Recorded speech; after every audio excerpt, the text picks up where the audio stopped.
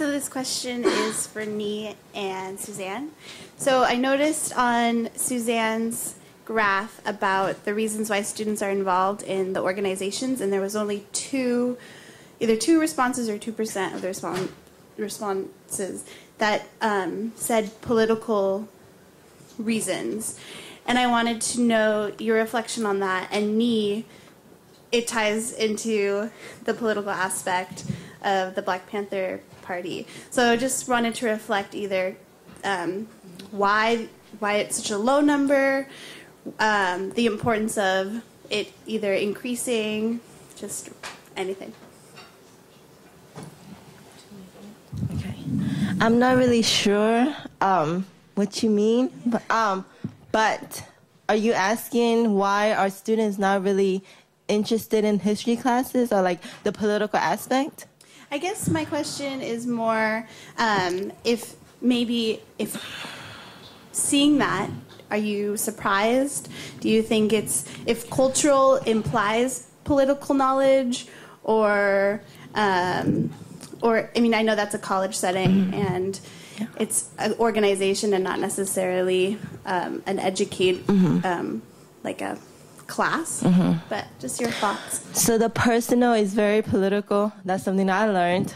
And the political is very personal. So as a student in Oakland, I was never really interested in learning about, well, if you don't really know your true history, why would you be, and like all the beautiful things, the beautiful struggles that you face, why would you be motivated? You know, like, well, how would you be motivated to like fight for your rights? Or like, why would you, because for example, like I was not interested. I hated history classes. I didn't like math. I didn't like science. I hated history classes.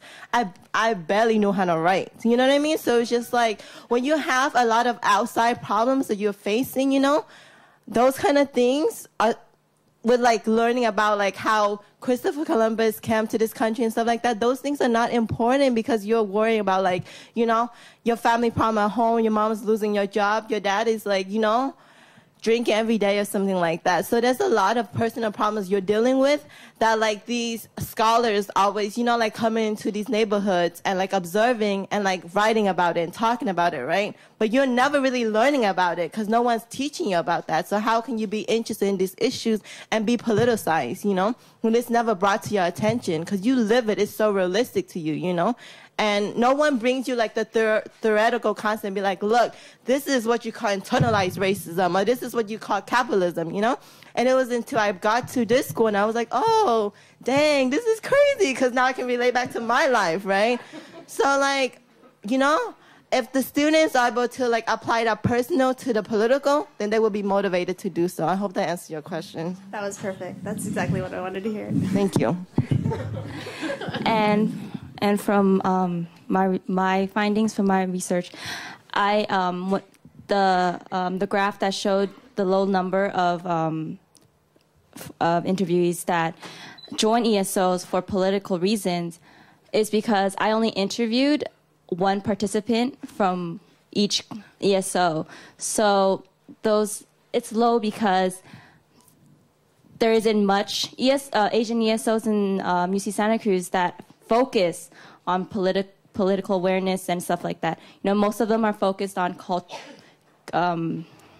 preserving their culture, you know, just socializing. Like, I would say, like, there's like a bunch of Chinese clubs on campus, and they don't want to be just the Chinese club. They want to be the Cantonese club, the Taiwanese club, and the Chinese club, but there's also Chinese scholar clubs. So these are all clubs that focus on like the specific needs of the students, and I guess not much of the students, or not much that I've seen from the results of the thing, is that not much of the students are interested in more of the political aspect. They're more interested in preserving their culture and just being with a group of people that have the same interests as them. Is that good?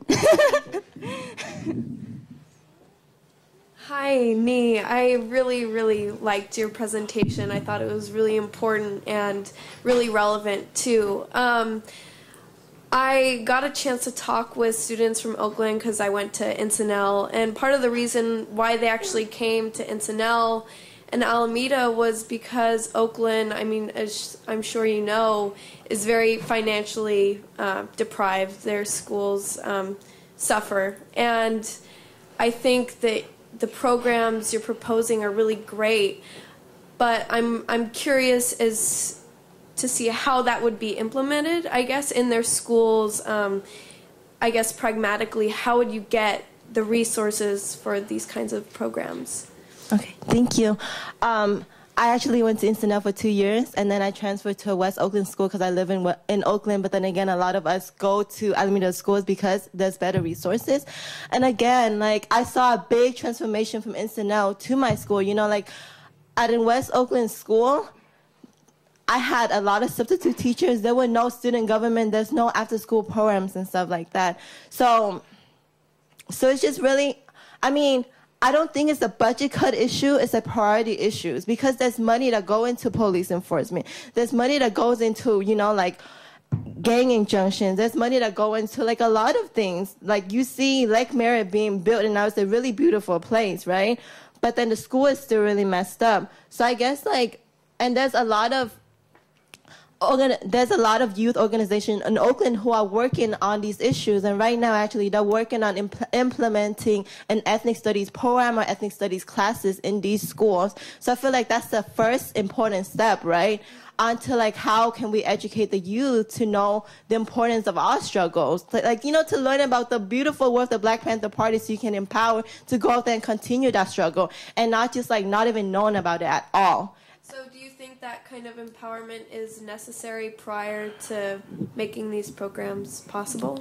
It's very necessary. And I guess, like, even before that, like Lupe said, survival needs are the most important ones. Before you can even start to learn and to fight, you know, you need those, like, the food and even, like, at schools, like, you know, the public education, like, schools and how they feed the students are really bad, you know. So, like, even before that, like, the students need to be fed.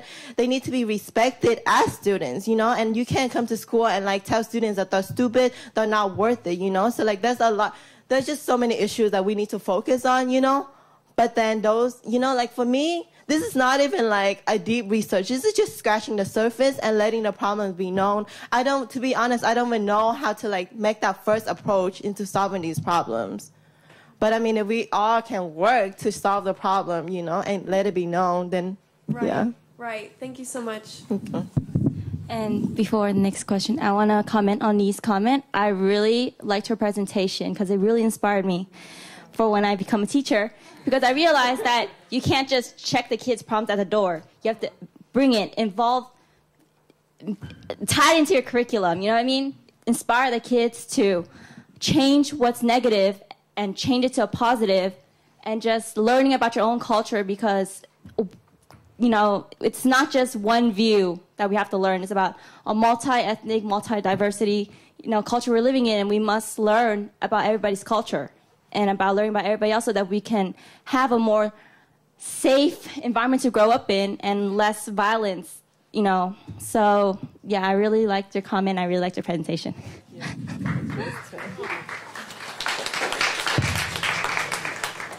So she kind of took my question. I was like, should I leave? But I just want to congratulate the three of you. It was an amazing panel, and everybody today and yesterday. And I'm definitely really inspired. But I guess I'd want to know where the three of you want to take your research and what you plan to do with it. Go first. Well, I don't know if you guys hear me. Oh, I guess you can.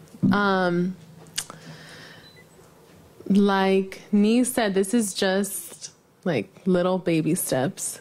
And it just really opened my eyes into all these issues. Like, I mean, you and I were talking about all the issues that came up with me in this research. A lot of them that I didn't even mention in here. So I would like to definitely go in and research how the media is portraying Latinos and Asians and how that is influencing the stereotypes. And either we're accepting it as Latinos or as Asians, and what that is saying about society as a whole. And like, there's this huge shift that needs to just change so that each of us has like this positive light that is shown or like shined upon us. And I mean, I'm only thinking about like Latinos and Asians, but this goes for all ethnicities. So, and definitely, like I mentioned last time, or in my presentation about institutionalized racism, and not within just this education system, but within all the other like government. I'm like losing my words, but I'm gonna stop.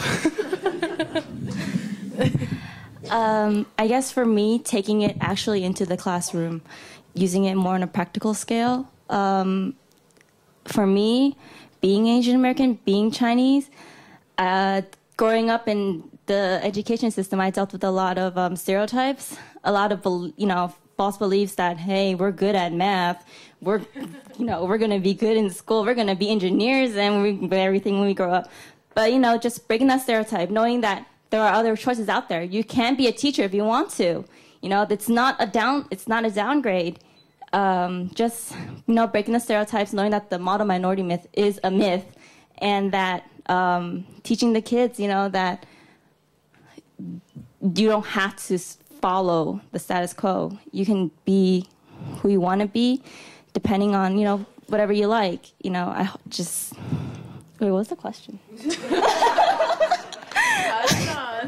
Thank you. Thank you.